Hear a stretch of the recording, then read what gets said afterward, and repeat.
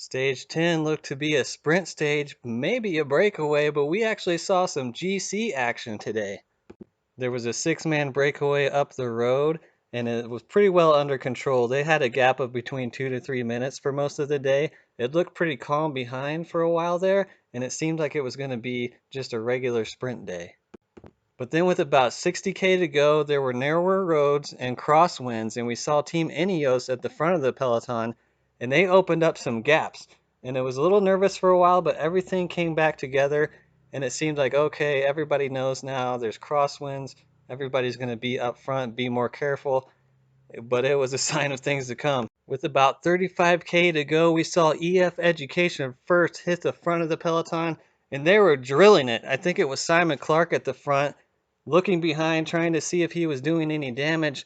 And really they weren't, but it turns out that they actually shot themselves in the foot with that move. Not much later, we saw Ineos and Quickstep at the front, and they were able to do it. They split the peloton into three separate groups, and it was just chaos. There were riders everywhere, and some pretty important GC guys losing time. Here are the riders in the second group that got out.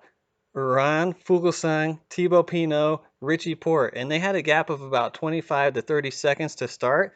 And then we saw that Astana hit the front, and they got that gap down to about 10 seconds, and they were within reach. They were just about there, but they couldn't quite make it. And then from then on out, everybody was tired. They were isolated, and the gap just ballooned out to over a minute. The breakaway got reeled in the middle of all of that chaos. And towards the end there were a bunch of Sunweb riders at the front for Michael Matthews. So they looked to be in good shape.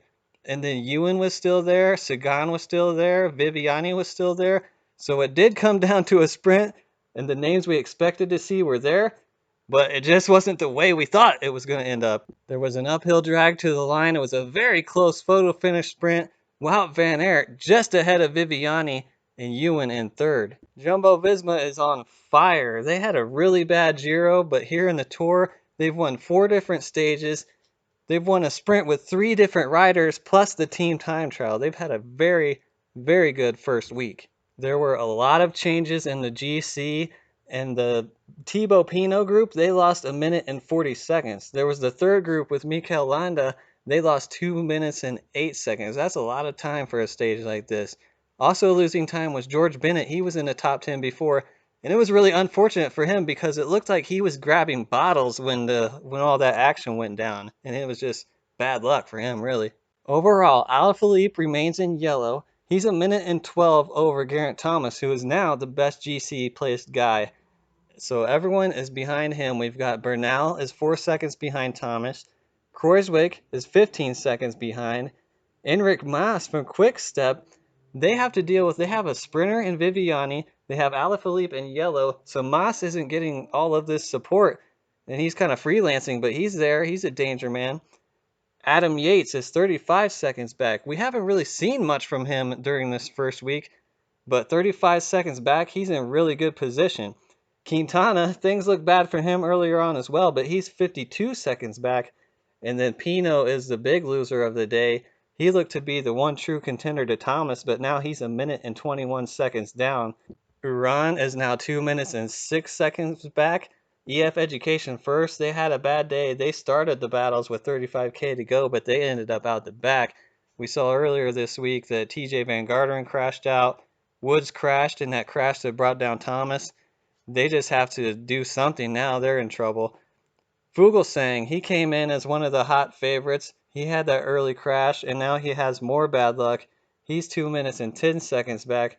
Is it bad luck at this point? Because he always seems to be getting caught out. So maybe it's not luck after all. And speaking of luck, we have Richie Porte. He's now 2 minutes and 47 seconds back.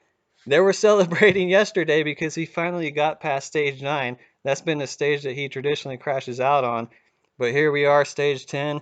He's caught behind a split, 2 minutes and 47 seconds back. That's a lot of time to make up. Mikel Landa is right behind Porte. Movistar came in with 3 leaders, but Quintana, now he looks to be the sole leader. He's only 52 seconds back.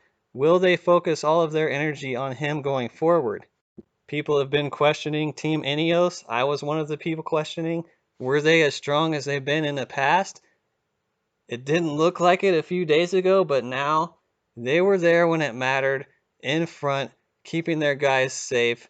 Thomas, at the end of the first 10 days, he is very well placed, and Bernal is only 4 seconds back. So really, it's been a very good opening week for them. They've been relatively quiet, but they still have a control of the race. Tomorrow's the rest day. Ineos should be in a good mood. Some of those guys who were caught out today, they have a long day to think about it. So tomorrow I'll come out with a video sort of recapping the first week, looking forward to the second week. So I will see you then.